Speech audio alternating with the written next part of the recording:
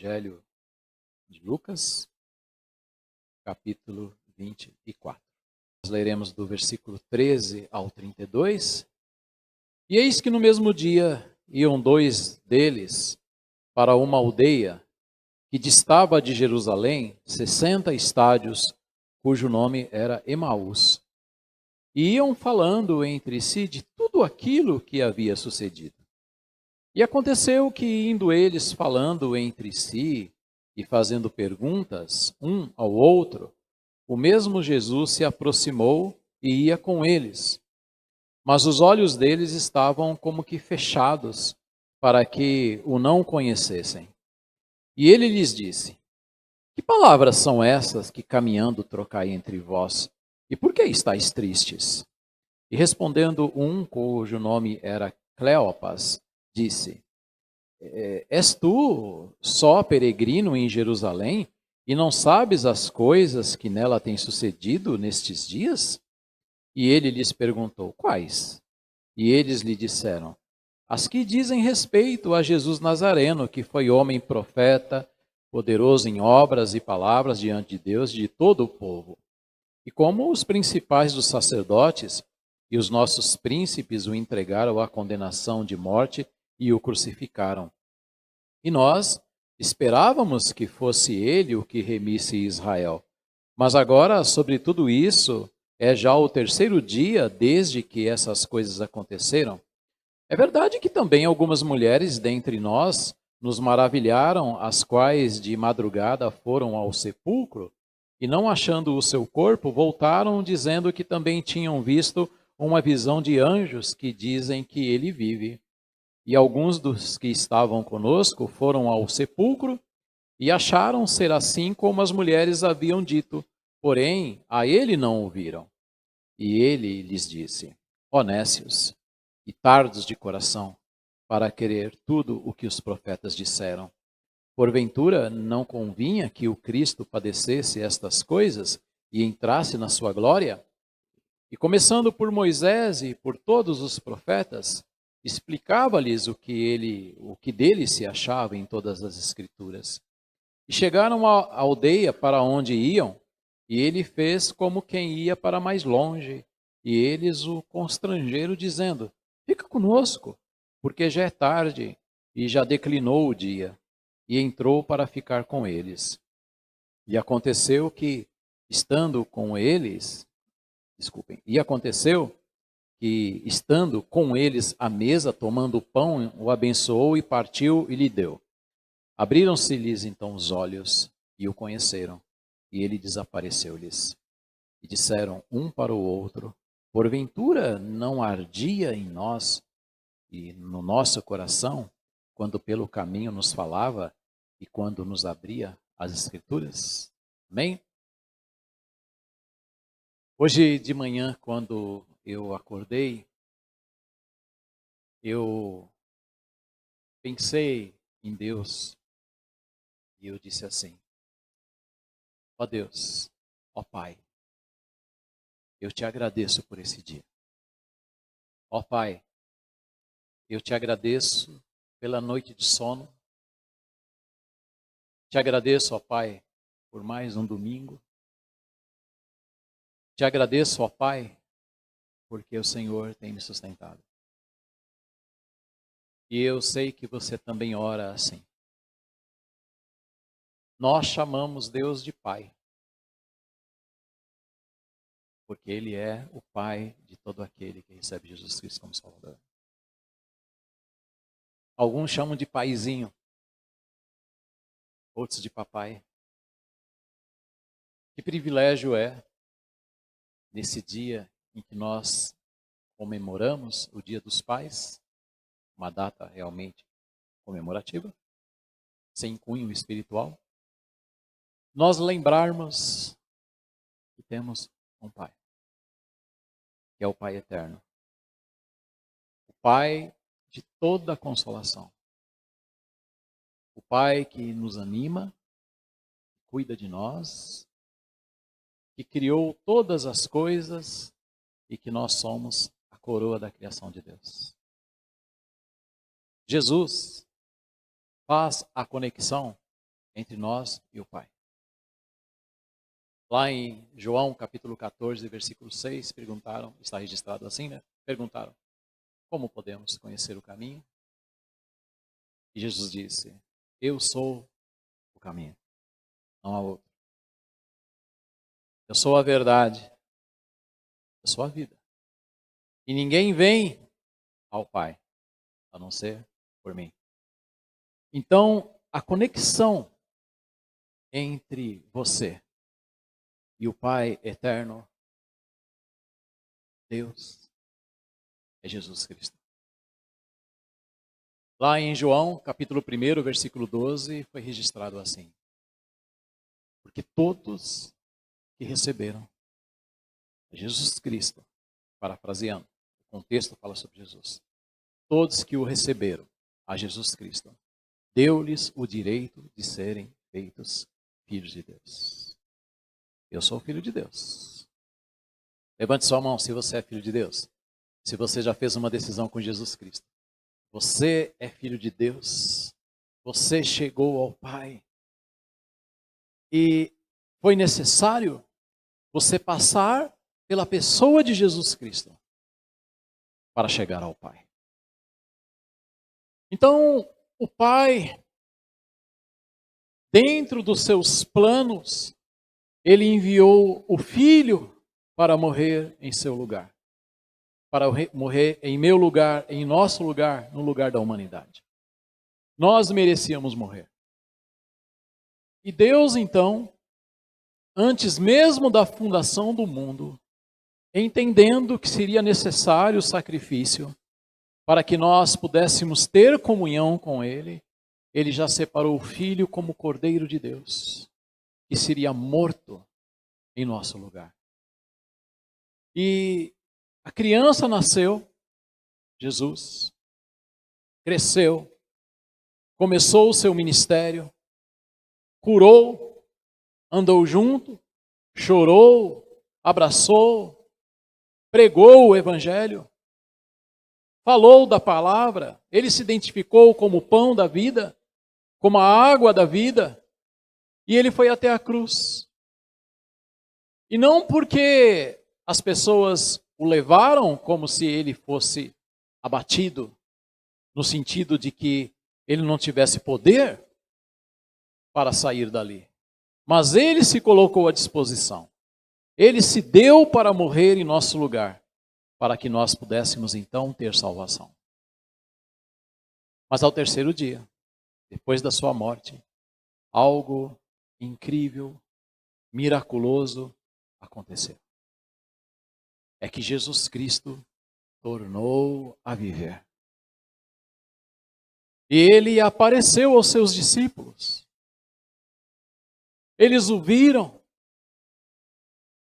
Esses mesmos discípulos que foram testemunhas oculares, ou seja, o viram, tocaram nele após a ressurreição, eles deram a vida. Deram a vida por não negarem essa verdade. E os nossos irmãos foram perseguidos, não negaram o fato da ressurreição, e eles preferiram morrer do que negar que viram o Senhor. Como temos dito, não se morre por uma mentira. Morreram pela verdade. E dentro do cenário que nós estamos aqui, em Lucas 24, o contexto maior é sobre a ressurreição de Cristo. Ressurreição de Jesus Cristo. Oh, meus queridos irmãos,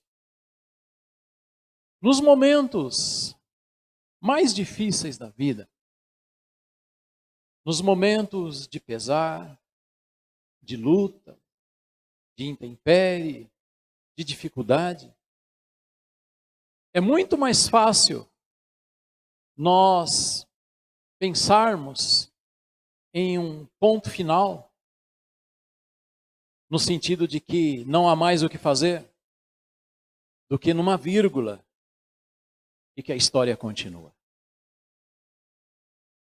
Os 2 discípulos que são mencionados, eles saíram de Jerusalém a caminho de uma aldeia chamada Emaús, e eles pensaram, não há mais o que fazer, é um ponto final. Aquele que nós julgávamos ser o Messias foi morto, enterrado, então acabou, ponto final. Mas havia uma vírgula ali. E esta vírgula é porque a história teria continuidade pela ressurreição. No versículo de número 14 nos diz que eles conversavam sobre os fatos da morte de Jesus. Estavam ali conversando sobre o fato de que aquele que seria o Messias, o mataram. E dialogavam sobre isso. Quando nós chegamos no versículo 15 e 16, o texto nos diz que o Senhor Jesus se aproximou deles e passou a caminhar. Porém, os 2 discípulos não o conheceram. Isso porque ele já estava com o corpo ressurreto. E também para que o tempo que eles estivessem com Jesus servisse de treinamento para que eles voltassem aos discípulos e levassem uma palavra de esperança. Quando nós chegamos no versículo 17 e 18, Jesus disse para eles que eles deveriam compartilhar o motivo da tristeza. Compartilhem comigo. Por que vocês estão tão tristes? O que aconteceu? Era visível a tristeza no rosto de ambos. E um dos discípulos, Cleopas, disse: você não sabe as coisas que aconteceram? Todos sabem. Quem é você que não sabe o que aconteceu sobre aquele que nós julgávamos ser o Messias? As coisas aconteceram e você não sabe? E Jesus no versículo 19 pergunta: quais? Quais coisas? Ele pergunta. E é respondido assim: aquele que foi, colocando no passado. A conjugação do verbo está no passado. Ele foi homem profeta. Ele foi poderoso em obras e também em palavras diante de Deus e dos homens. Então perceba que é conjugado aqui as ações de Cristo no passado. Ele fez. Foi homem poderoso em obras, palavras, mas agora nada mais resta. Então, quando não temos expectativa de Deus agindo no presente, fatalmente nós nos sentiremos derrotados e também tristes. Assim eles estavam. A nossa esperança acabou. A nossa alegria esvaneceu. Não há mais o que fazer. Toda a nossa esperança ficou no passado. E no versículo 20, nos diz que a cúpula religiosa matou Jesus Cristo. Esses 2 discípulos não entendiam que Jesus veio para morrer e para fazer Deus conhecido. Na mente deles, Jesus foi morto pelos religiosos. Eles não entendiam que Jesus nasceu para morrer. Aí quando nós chegamos no versículo de número 21, a gente pode ver a expectativa que eles tinham com respeito ao nosso Senhor. Eles acreditavam que Jesus, por ser o Messias, ele fizesse com que a nação de Israel fosse vitoriosa frente aos romanos. É como se ele fosse um guerreiro. Ele veio para resolver o nosso problema, o jugo de Roma. Então ele veio para solucionar isso. Ele é um guerreiro. Ele era um guerreiro, mas ele foi morto. E eles dizem assim, mas agora, ou seja, no presente, não temos mais expectativa. Ele está morto. Não há o que fazer. Quando nós chegamos no versículo de número 25, Jesus os classifica de nécios, ou seja, homens desprovidos de conhecimento. Eles não conheciam o plano ou os planos de Deus. E também os chama de tardos, ou seja, preguiçosos de coração. Eles não conheciam o que os profetas ensinaram no Antigo Testamento. No versículo 26 e 27, o que acontece é que Jesus então os ensina que o Messias deveria padecer. E qual é o recurso didático de Jesus Cristo? Ele se apoia no Antigo Testamento. O que Jesus está fazendo? Ele está dando uma aula de profecia messiânica. Ele está dizendo assim, olha, eu quero mostrar para vocês que o Messias, ele nasceria, ele teria o tempo dele aqui, mas ele morreria.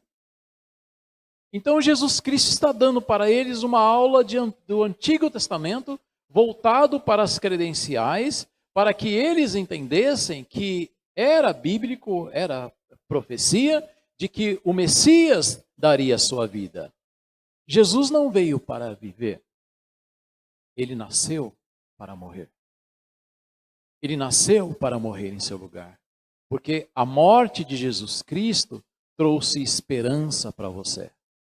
A morte de Jesus Cristo fez com que você, que crê nele, que o recebeu como Salvador, que se arrependeu dos seus pecados, então que você tenha esperança e você saiba que um dia você estará com ele para sempre. Então, ele foi até a cruz, ele entregou o corpo dele, ele derramou o sangue dele para que você pudesse ser salvo. Ele é o sacrifício perfeito. O sacrifício eterno, o sacrifício único e que salva todo aquele que nele crê. No versículo 28 e 29, podemos perceber que os discípulos chegaram à aldeia. E Jesus faz menção de ir embora. Eles chegaram até Emaús e eles disseram, não vai embora não. Fique aqui. Já é tarde, fique conosco, o dia já se foi. E o Senhor então aceita o convite. Eu ficarei com vocês. Já é tarde, vou ficar aqui com vocês. Que coisa boa, né? Receber Jesus. Que alegria, sem eles saberem. E Jesus então decidiu ficar. Aí no versículo 30 e 31. Depois de um dia de caminhada, cansaço, as energias já estavam esgotadas, eles colocaram a mesa. Vamos ter uma refeição. Vamos ter um tempo aqui que a gente vai se reunir e vamos nos alimentar. Então a mesa foi colocada, o visitante estava ali, o pão foi preparado, com muito carinho. Cristo então pega o pão na mesa. Não era assim, era uma mesa baixinha, tá? Mas ele pegou o pão. Ele abençoou o pão. E no momento que ele parte, abrem-se os olhos dos discípulos. E eles o conhecem. Eles viram as marcas nas mãos de Jesus Cristo. E eles falaram, possivelmente assim, nós não tínhamos reconhecido, mas é o Senhor.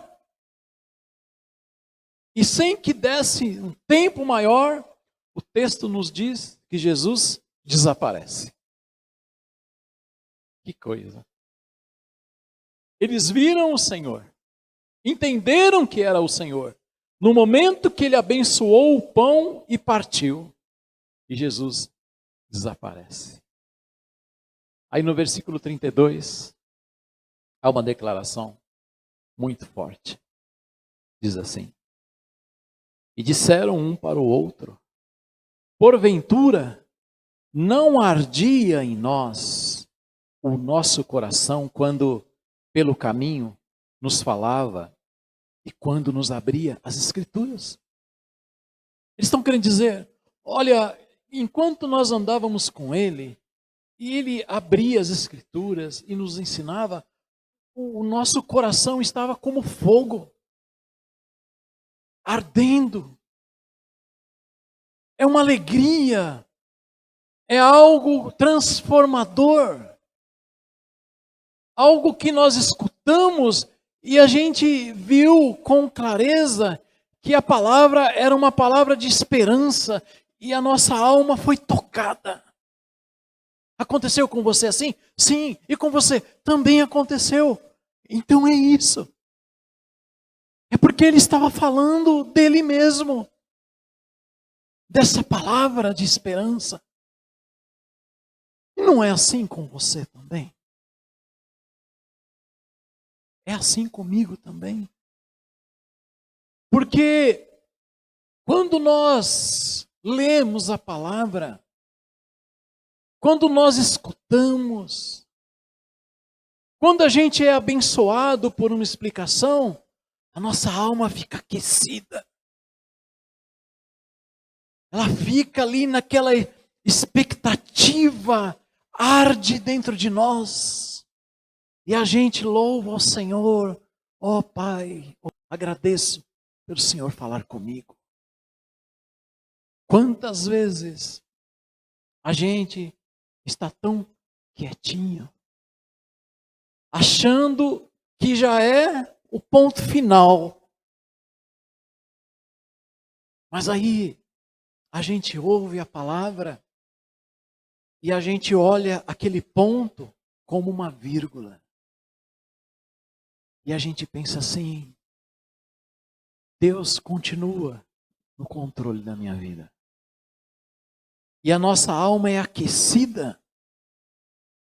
Deus fala ao nosso coração e a esperança retorna.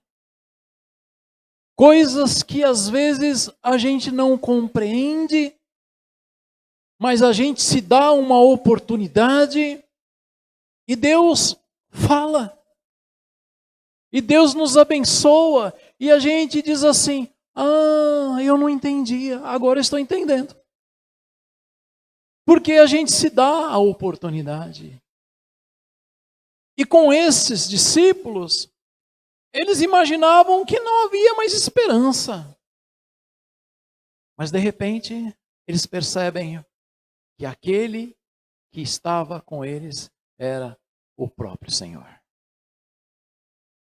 Aí quando nós chegamos no versículo 33, aqueles que saíram de Jerusalém e caminharam 11 quilômetros até Emaús, por pensarem que estava tudo acabado, quando eles percebem que estiveram com o Senhor, o que eles fazem? Eles retornam para Jerusalém. A esperança, a fé. Jesus faz novas todas as coisas. Todas as coisas. Então, no versículo 33, fala assim: e na mesma hora, levantando-se, tornaram para Jerusalém. Mas eles não deixaram Jerusalém? Sim. Mas quando a esperança retorna, o brilho nos olhos, a alma descansa, porque eles estavam com um vazio, eles pensaram, não, o nosso lugar não é aqui, o nosso lugar é lá em Jerusalém. O que a gente tem que perceber, e o texto vai dizer que já era tarde, e mesmo assim eles retornaram. O que a gente percebe é que a palavra alinha as nossas perspectivas, as nossas expectativas. Alinhou eles. Eles voltaram para Jerusalém. E se você quiser depois continuar a leitura, você vai ver o testemunho que eles deram sobre o fato deles terem visto o Senhor. Então perceba que a palavra de Deus cumpre o seu papel de trazer perfeito entendimento aos assuntos espirituais.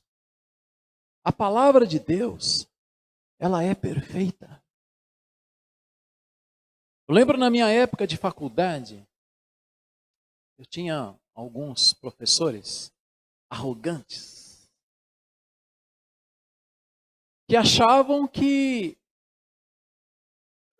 ser ateu, por exemplo, era a melhor resposta para a vida. E que a fé em Jesus Cristo era a fé dos iletrados, dos descompassados com o ensino. Mas tínhamos também professores doutores cristãos. E o fato é que quanto mais nós temos conhecimento da palavra de Deus, mais nós conhecemos e ela é perfeita. Grandes cientistas, pessoas renomadas, Louis Pasteur, Sir Isaac Newton, Galileu Galilei. Existe uma lista de mais de 150 cientistas com grandes produções para a ciência. Todos eles declarando fé em Deus. Então, quando nós lemos a palavra, a gente percebe que a palavra de Deus é a resposta. E que existe um alinhamento entre fé e ciência.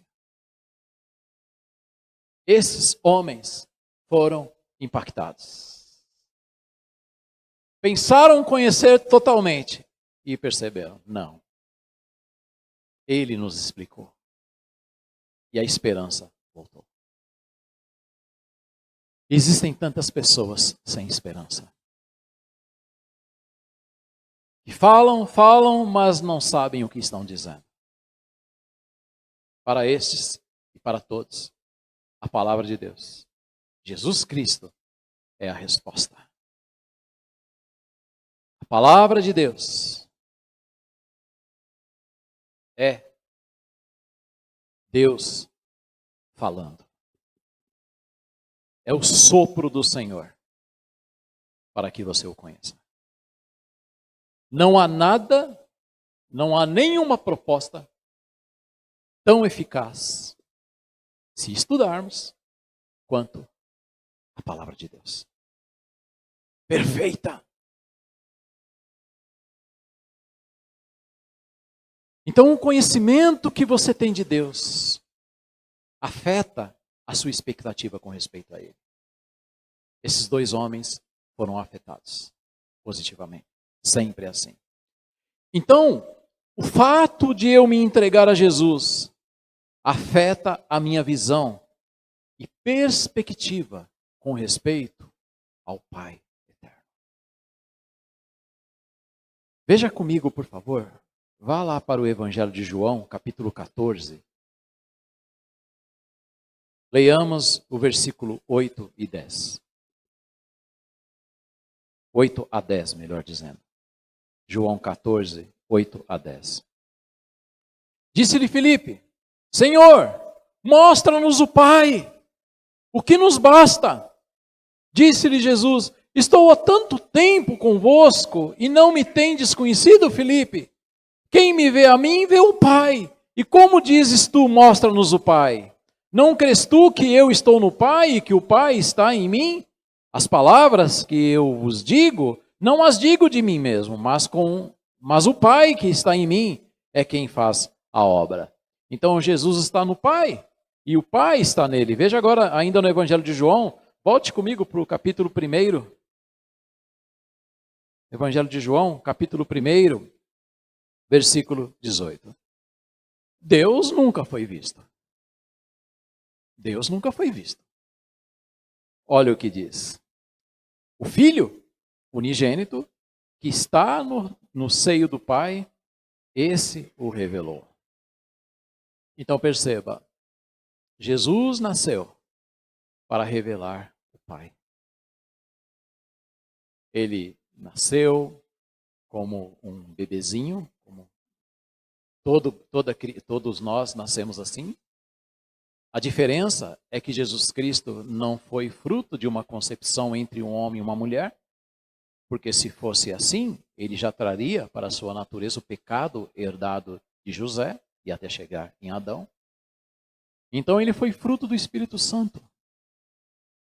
A mulher, a Maria, emprestou o ventre e ali então foi gerado o Salvador. Deus nunca foi visto. O Filho o deu a conhecer. A maneira de Deus te abraçar, a maneira de Deus olhar para você, de se revelar como Deus que ama, que cuida, que zela, e que foi tentado porque você também é tentado, e que não fugiu da morte por amar você.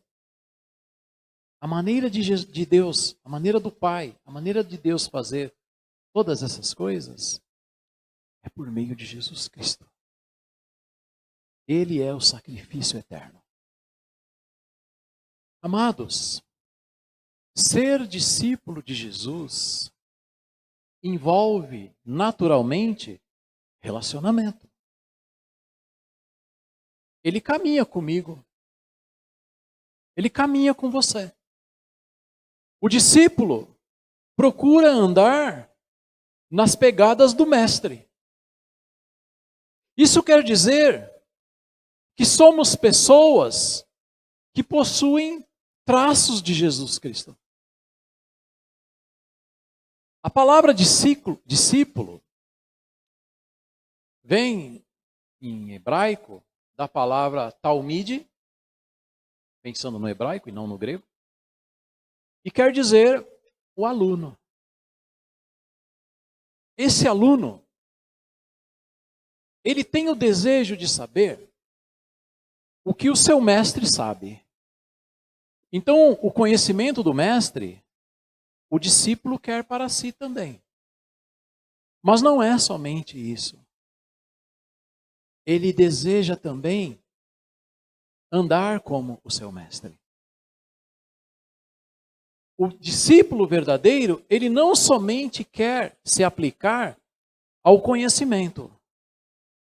Ele também deseja andar como o seu mestre anda.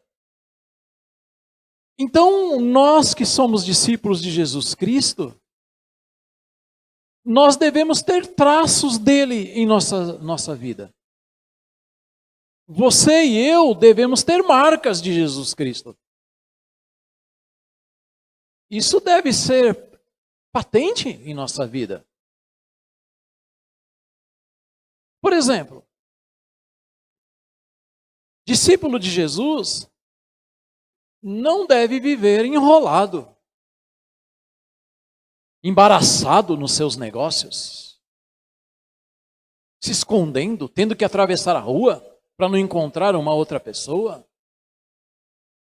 Andar olhando para o chão, porque quem sabe está devendo, andar de cabeça baixa, não.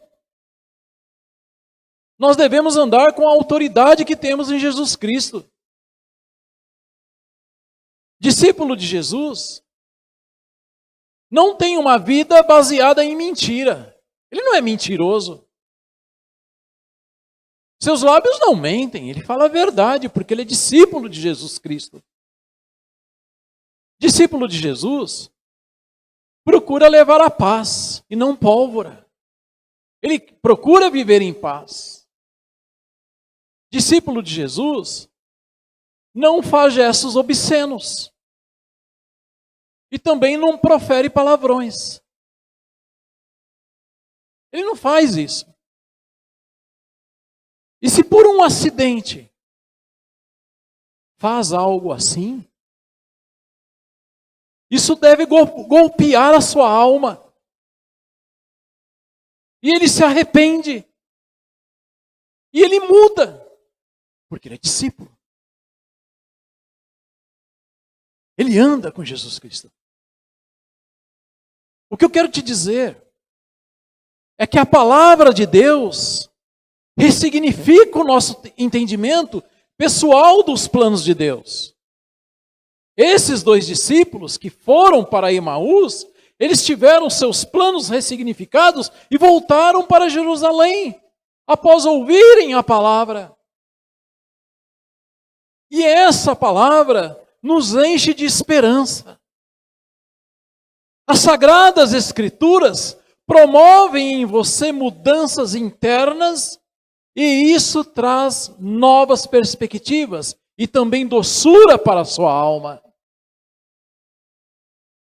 A vida com Jesus Cristo, nos momentos que parece que as coisas estão sem esperança, a gente tem que procurar encontrar uma vírgula e não um ponto final. Porque Deus continua agindo. Oh, meus amados irmãos, nós vivemos condicionados ao tempo. Nós somos temporais. Somos presos ao tempo. Não saímos fora dele. Então nós só conseguimos enxergar o dia de hoje. Mas creia, Jesus, Deus, o Pai, eles estão fora do tempo. Eles são atemporais. Veja só. O tempo, um dia, ou num momento, ele foi criado e começou a existir. Então pensa assim, ó. Tudo que foi criado dentro do tempo, com matéria e espaço. Quem criou o tempo não poderia estar dentro do tempo. Porque se ele estivesse dentro do tempo, ele estaria criando a si mesmo. E isso é impossível.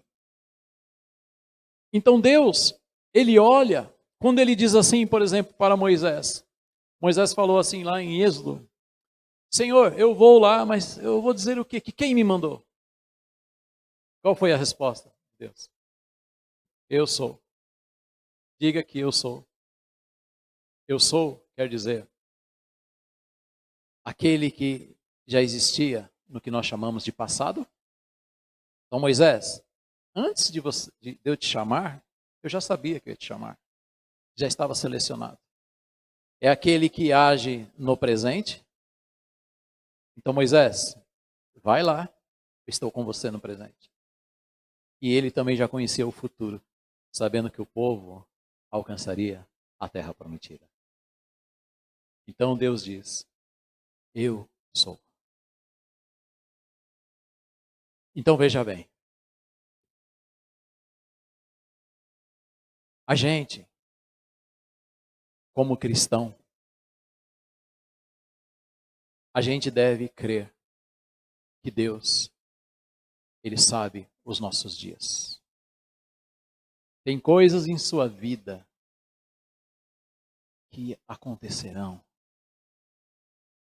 E você e eu, às vezes, estamos tão preocupados. Mas Deus, Ele não está somente no dia de hoje, Ele já sabe o dia de amanhã. Então nós estamos presos a esse tempo. E quanto mais nós conhecemos da palavra de Deus, o que acontece é que às vezes nós estamos caminhando para Emaús. Mas aí a gente, confiando na palavra, conhecendo na palavra, ela nos ressignifica e a gente volta para Jerusalém, que é a vontade do nosso Deus. Note bem, que os discípulos que saíram de Jerusalém, a cidade espiritual, experimentaram o ajuste de entendimento na palavra e voltaram para o lugar, para serem testemunhas oculares da ressurreição do Senhor. Você está indo para Emaús? Se estiver, dê meia volta e retorne para Jerusalém. Faz parte do plano do Pai eterno se revelar a você por meio de Jesus Cristo. E a compreensão da palavra de Deus ajusta as nossas vidas. Quanto mais nós compreendemos, mais ficamos surpresos.